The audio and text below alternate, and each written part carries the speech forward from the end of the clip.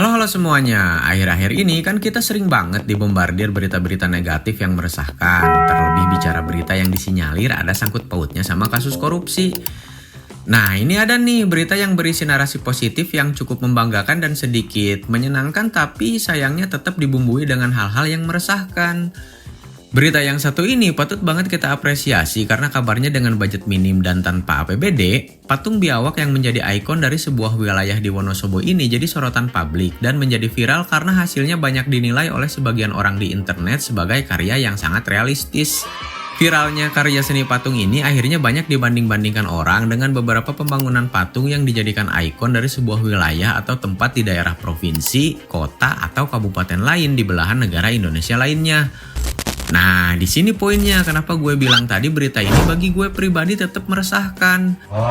Banyak orang yang membanding-bandingkan patung ini dengan patung gajah di Gresik yang dibilang mirip tapir. Patung pesut Mahakam yang katanya kagak ada mirip-miripnya sama hewan aslinya. Dan patung penyu di Sukabumi yang digunjing karena dibikin dari bambu sama kerdus.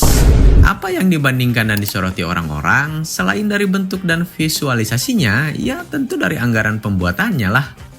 Si biawak ini kan kabarnya cuma nelan anggaran 50 jutaan. Si gajah sama si pesut ini kabarnya nelan anggaran sampai miliaran. Lebih parahnya si penyu ini nelan anggaran sampai belasan miliar. Tahu kan arah pandangan negatif orang-orang pada kemana? Ya, korupsi.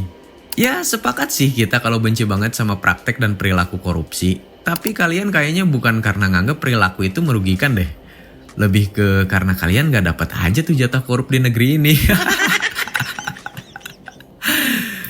Tapi bukan itu yang jadi keresahan gue. Coba kalian cek kolom komentar dari video viral ini. Banyak orang yang masih nyebut dana pembangunan proyek-proyek patung ini dikorupsi.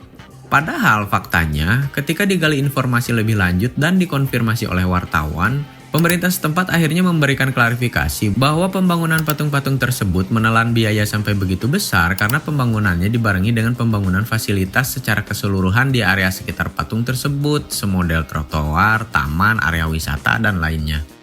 Iya, kita memang agak sulit menerima fakta-fakta dalam asumsi liar kita terhadap kata korupsi. Ya mungkin karena kita tidak melihat atau mungkin belum melihat transparansi dalam penggunaan anggaran.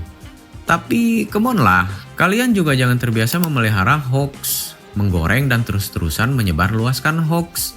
Jangan jadi orang yang selalu memelihara kebencian dan jangan memelihara budaya-budaya kebodohan. Ini dunia digital men, gue selalu ngajak kalian untuk selalu punya sikap skeptis terhadap segala pemberitaan yang ada di media sosial, baik maupun buruk.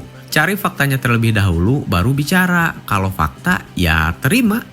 Ini gue khawatir anjir, orang-orang semacam orang yang ber-IQ rendah di TikTok, sekarang mulai menjamur di kolom komentar video YouTube.